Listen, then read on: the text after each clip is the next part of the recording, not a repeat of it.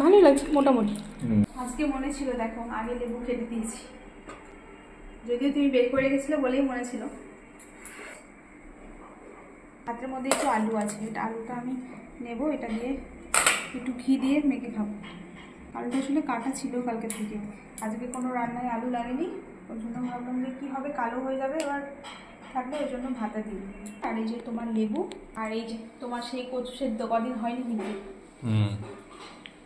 3-4 দিন বাদ ছিল। হ্যাঁ 3-4 দিন না কদিন, কবে হয়েছিল ভুলে গেছি। ওরকমই হবে না। আগের দিন রাত্রে ডাল ছিল, করেছিলাম রাতে মসুর ডাল রুটি খাওয়ার জন্য, সেই ডাল সেদ্ধ একটু ছিল, সেটাই করেছিলাম, মানে সেদ্ধটা ফ্রিজে ছিল, সেটা ছকে দিলাম। আর আজকে টিফিনে হয়েছিল এই যে ছোলার ডাল হয়েছিল, লুচি আর সুজি হয়েছিল, লুচি সুজি আর ছোলার ডাল, আর সেগুলো এদিকে রয়েছে। এর মধ্যে আমি জিলিপি এনেছে, কালকে জিলিপি শেষ হয়েছিল, আজকে নিয়ে এসেছি। আর আজকে না, আজকেও মাছের পাতুরি করলাম কিন্তু,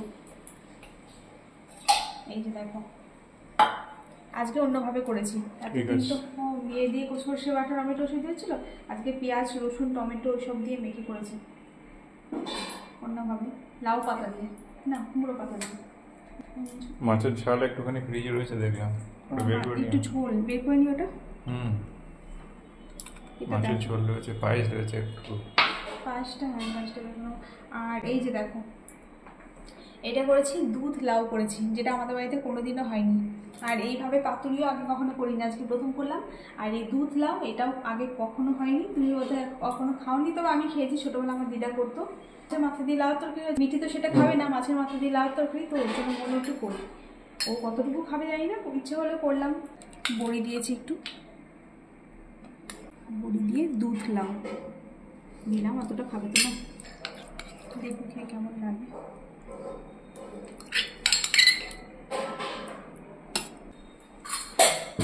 আর এই যে এখানে রয়েছে মাছের মাথা দিয়ে লাউয়ের তরকারি, মাছের মাথা দিয়ে লাউয়ের তরকারি, এটা খাও, পরে দিচ্ছি, এখন জায়গা নেই, খাক এটা, ঠিক আছে। লাউটা খুব ভালো ছিল আমি কিন্তু লাউটা।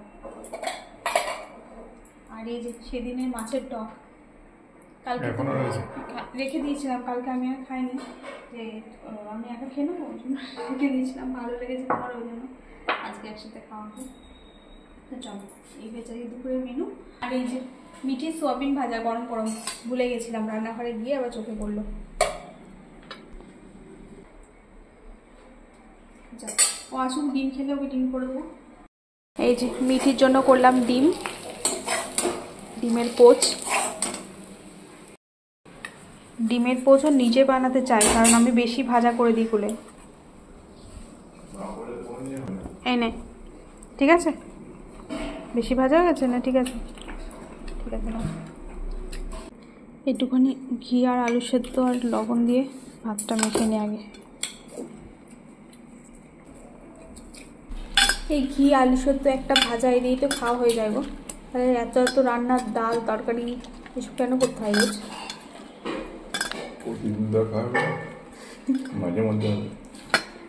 মাঝে মধ্যেও তো হয় না আমাদের। ভাল লাগছে ঘি আলু সেদ্ধ লবণ আর ভাত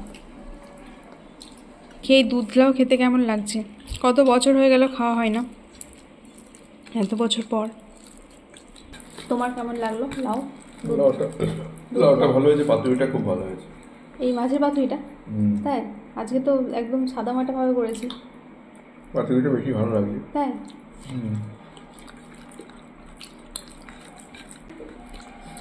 ভালোই লাগছে মোটামুটি, খুব যে একদম খুব ভালো ওরকম না। এমনিতে লাউটাও আমার অত ভালো লাগে না, এটা হয়েছে মোটামুটি হয়েছে, খারাপও না ভালো না, মোটামুটি। হ্যাঁ দুধ লাউ নাকি আমি হয়তো ঠিকঠাকভাবে বানাতে পারিনি, সেটা হতে পারে, কিন্তু ভালো মানে খারাপ লাগছে, এর থেকে আর কি হবে, তাই না? মাছের পাতুরিটা ভালো হয়েছে বললো, দেখি খুলি আমি ভাবলাম কেমন হবে। এই যে তোমার পাতে কোন মাছটা পড়েছে কি জানি, দেখি একটুখানি খেয়ে। এই পাতাটা কেমন লাগছে গো?